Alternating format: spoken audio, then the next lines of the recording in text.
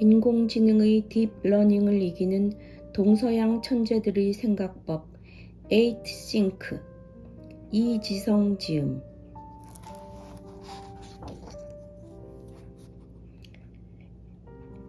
인공지능 창조자들의 숨겨진 정체.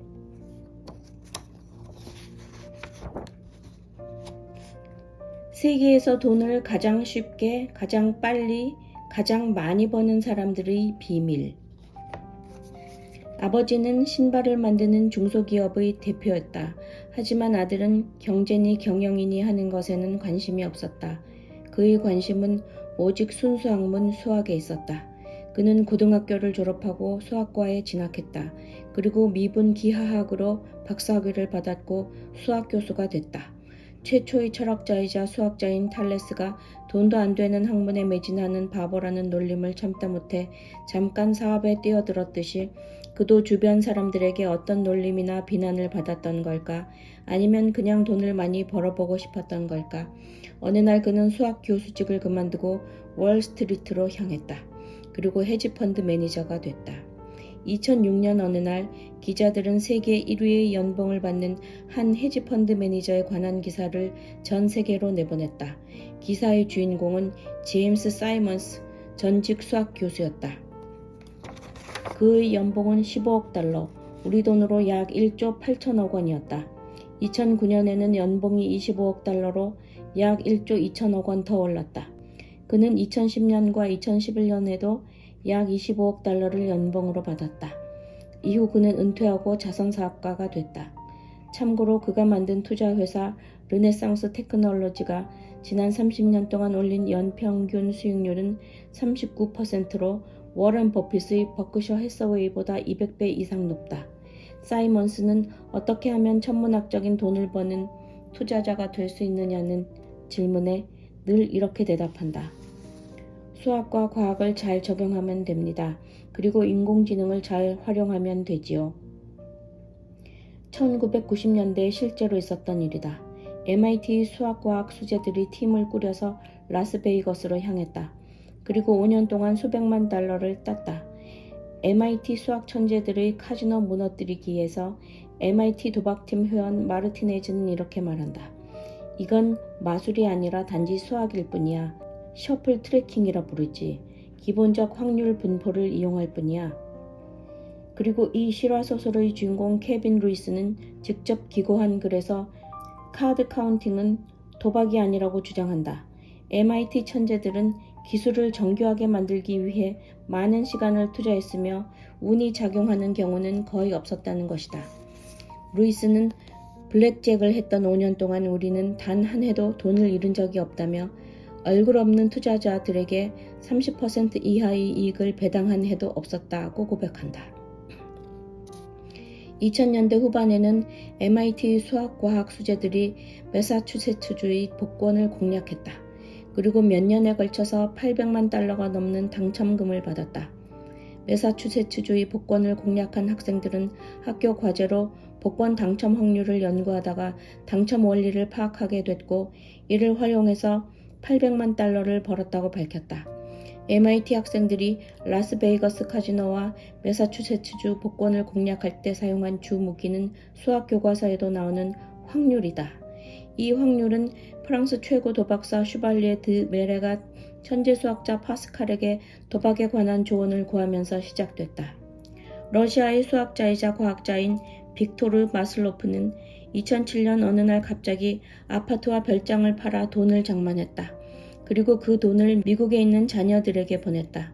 덕분에 그는 2008년 미국 금융위기에서 가족을 지킬 수 있었다.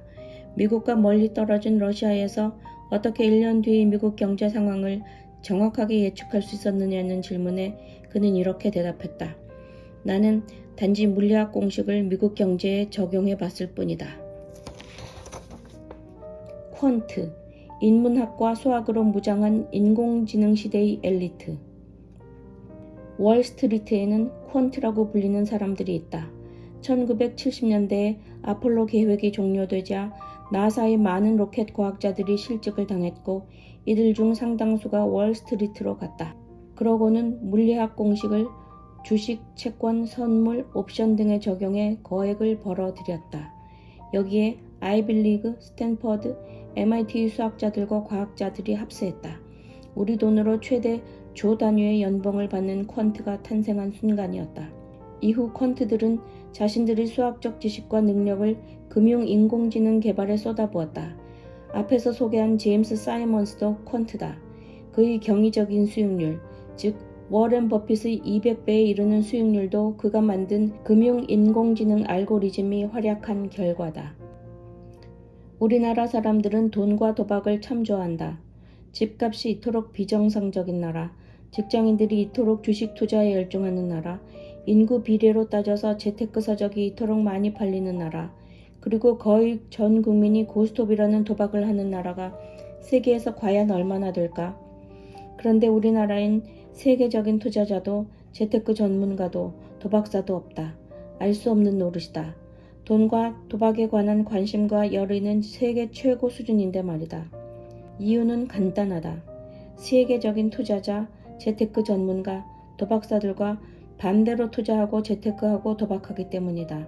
그러니까 철학, 수학, 과학 없이 뛰어들기 때문이다. 세계에서 돈을 가장 쉽게, 가장 빨리, 가장 많이 버는 사람들은 월스트리트에 있었다. 물론 지금도 월스트리트에 있고 앞으로도 월스트리트에 있을 것이다. 대표적으로 추세 매매 기법의 아버지라고 불리는 제시 리버모어는 초기 자금 10만 원을 2조 원대로 불렸다. 월스트리트의 영웅이라 불리는 피터 린치는 무일푼으로 시작해서 13년 만에 14조 원 이상을 벌었다. 헤지펀드의 천재라고 불리는 조지 소로스는 일주일 만에 1조 원 이상을 벌어들였다. 지금 월스트리트를 주름잡고 있는 전설적인 투자자들의 공통점은 4가지다. 첫째, 금융 전문가다. 둘째, 수학자나 과학자가 아니다. 셋째, 인문학의 조예가 깊다.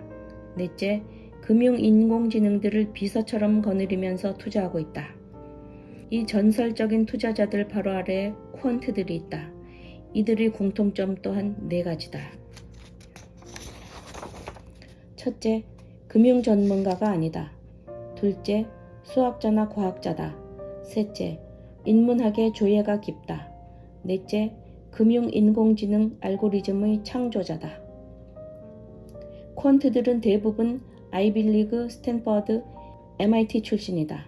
이 대학들은 어떤 곳인가? 단지 수학과학만 잘한다고 들어갈 수 있는가? 아니다. 세계 최고 수준의 인문학부 교수와 토론하고 논쟁할 수 있을 정도의 인문학 지식을 갖춘 사람들이 입학하는 곳이다. 물론 수학과학에 탁월한 사람들도 많이 입학한다. 하지만 아이빌리그를 비롯한 명문대학들이 요구하는 수준의 인문학적 지식과 능력을 갖추지 못한 사람들은 이내 도태되고 만다. 대표적으로 아이빌리그에 입학한 우리나라 아이들의 약 50%는 인문학이 주축이 된 교육과정에 적응하지 못하고 자퇴를 선택한다.